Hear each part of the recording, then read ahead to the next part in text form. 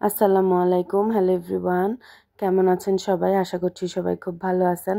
আমি এই তো আল্লাহর রহমতে মোটামুটি ভালো আছি। একটু ঠান্ডা, কাশি, জ্বর। এখন যেহেতু শীতটা শেষ শেষ প্রায়, তাই আর কি সবাই টুকটাক অসুস্থ তো হবেই, এটা আমাদের জানা কথা। তো এই তো সেদিন তো ব্লগে দেখালাম যে আমরা বিচে সারাদিন ঘোরাঘুরি করে দুপুরে লাঞ্চ করে সন্ধ্যায় বারান্দা থেকে সানসেট দেখেছি। তো তারপরে রেডি হয়ে এই তো বের হয়ে গেলাম রেডিয়েন্ট ফিশ ওয়ার্ল্ডে যাওয়ার জন্য। মানে এখানে যাওয়ার জন্য বাচ্চারা এত বেশি এক্সাইটেড ছিল, মানে ওরা পাগল করে ফেলতেছিল। কিন্তু আসলে এখানে এসে আমরা পুরোটাই ডিসঅ্যাপয়েন্টেড হয়ে গিয়েছি একবারে।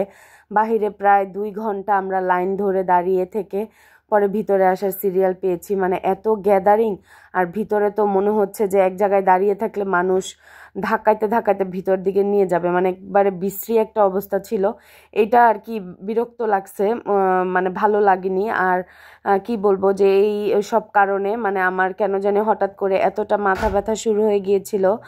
মানে বুঝলাম না যে হয়তো বা গ্যাদারিং বেশি বা মানে শীতের দিন তাও মানুষের একটা কেমন যেন গরম ছিল। তো যাই হোক, ওখান থেকে বেশিক্ষণ আর দেরি না করে অল্প একটু ঘোরাঘুরি করে আমরা চলে আসলাম বার্মিস মার্কেট টুকটাক কেনাকাটার জন্য। তো এখান থেকে ওর বাবা আমাকে একটা অরিজিনাল পার্লের ব্রেসলেট কিনে দিল, মাদার পার্ল আর অরিজিনাল পার্ল মিশানো।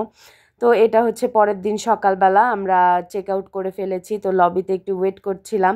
আর এই ভিডিওটা আমাকে হয়তো বা আমার ছেলে করে দিয়েছে, আমি আসলে জানিও না, আমার ফোনে দেখলাম তো একটু অ্যাড করে দিলাম। আমরা এই তো এয়ারপোর্টেও চলে আসছি, যেহেতু আমাদের ফ্লাইটের টাইম হয়ে গিয়েছিল। আমাদের হোটেল থেকে গাড়ি দিয়ে এনে ড্রপ করে দিয়ে গিয়েছে। তো এই তো এটা হচ্ছে কক্সবাজার এয়ারপোর্ট। এটাও ভালোই, খুব বেশি একটা বড় সড়ো না আর কি, মোটামুটি যতটুকু দরকার অতটুকুই আছে।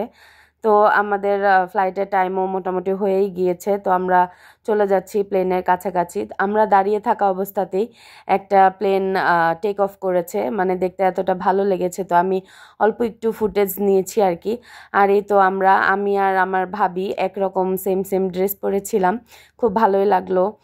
মানে আমি আর ভাবি চেষ্টা করি যে আমরা যদি কোথাও একসাথে যাই তাহলে চেষ্টা করি যে ভাবির মেয়ে আর আমার মেয়েকে একরকম পরাতে বা আমি একরকম পরতে।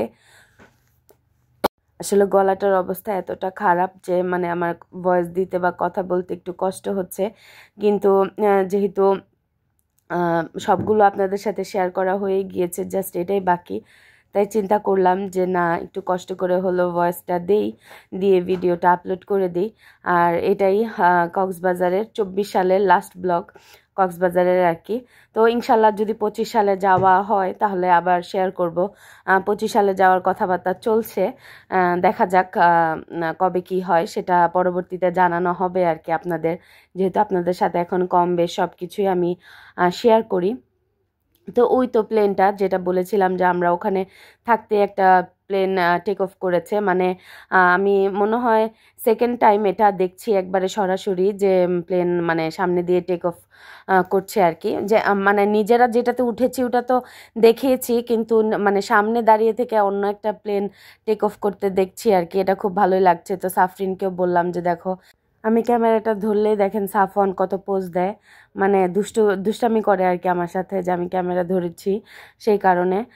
তো এই তো আজকের ব্লগটা এখানেই শেষ করছি। আপনাদের কাছে আজকের ব্লগ বা পুরো কক্সবাজারের ব্লগটা কেমন লাগছে অবশ্যই কিন্তু লাইক কমেন্ট শেয়ার করে জানাবেন। আর ইনশাল্লাহ দেখা হবে নেক্সট কোনো ভিডিওতে। সে পর্যন্ত সবাই ভালো থাকবেন, সুস্থ থাকবেন, আমার জন্য দোয়া করবেন। আল্লাহ হাফেজ।